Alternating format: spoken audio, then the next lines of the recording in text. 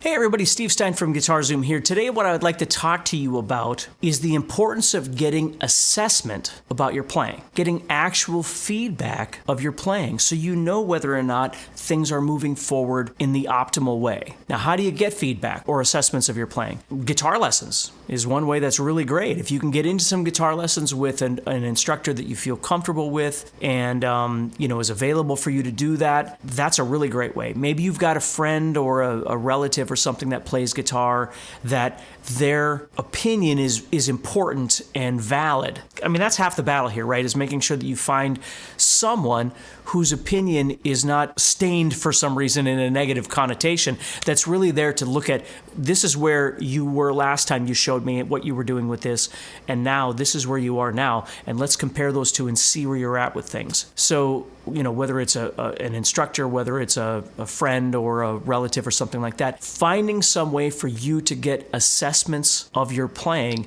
is really important. Now, in order to be able to do that, you've got to be comfortable with playing in front of somebody, which again means that you need to find someone that you feel comfortable being around. Oftentimes with guitar players, I find that, people get really, really nervous when they have to play in front of other people, and I totally get it. That happens. But if you can find that right person and you can put your trust in them, and you, again, really recognize that what they're doing is for your benefit, their assessment has your best interests in mind, you can take that to heart, and it's not an offensive thing. If somebody says to you, I always think about the compliment sandwich, if you will, where you can say something, nice about a person, and then you can give them some constructive criticism or advice on something, assessment, if you will, and then say something that is positive again. That tends to work really well, but I also think just people tend to trust me that I'm coming from the right place when I'm trying to give them advice or assessment on their playing, because I have no stake in the game, right? It's not about me. I want them to get where they want to be.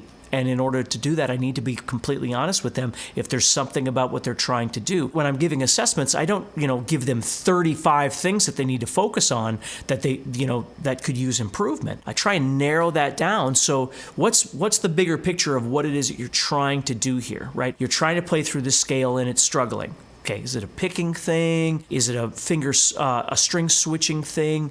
Is it a fingering thing? It's something like that where we can say, hey, one of the things I'm recognizing as I'm watching you play is it looks like you're kind of struggling with this. Can we talk about that a little bit more? And, play that again for me, and I want you to really be aware of what it is that you're doing right there. Slow it down and really think about how that feels and how that sounds when you play it. And then you tell me what you think, and then they'll do it again, and then they'll say, yeah, that feels like I'm kind of struggling right there. It's kind of like I'm tensing up. Okay, let's start there and see what we can do to try and fix that. Now, if there's somebody that I know practices a lot, then we might go into a couple of the things that we could try and remedy along the way as well. If there's somebody that doesn't practice a lot, that might be enough for them to try and focus on to try and redevelop, because they probably have 10 other things that they're working on as well, other than this conversation that we're having.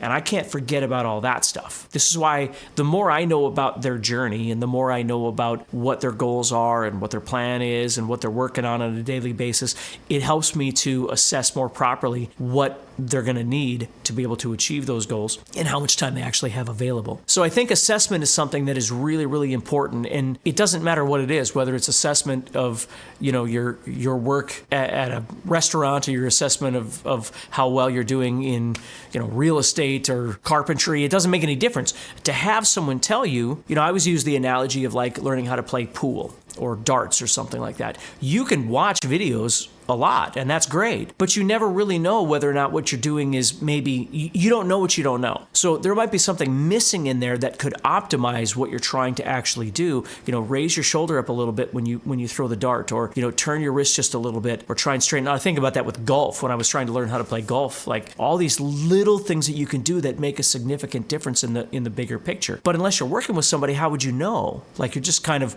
watching the video or listening to the thing or reading the book or whatever it is, and you're trying to do it yourself. Now, again, sometimes that works great. There are certain elements that you'll be able to do perfectly on your own, and that's awesome. But there's some things that you probably won't, and that's where assessment becomes very, very important. What I want to remind you is we have a thing called the Guitar Zoom Academy. Okay, it's a program that you can check out if you'd like to. And it is chock full of assessment. That's the thing. We set you up with a game plan. We figure out what your goals are, what your struggles are, where you'd like to be, let's say a year from now, what your North Star, if you will, is. What I'd love to be able to do this. I've always struggled with this thing, or there's something missing here that I would love to be able to make this feel or sound a certain way, or I'd love to learn to play songs all the way through. It could be anything. So we sit down with you and we make a plan. So you have an actual roadmap to get from point A to point B. And then we start working together on a daily basis if needed, interacting with each other. And one of the key elements of that is discussion, conversation, assessment of your playing,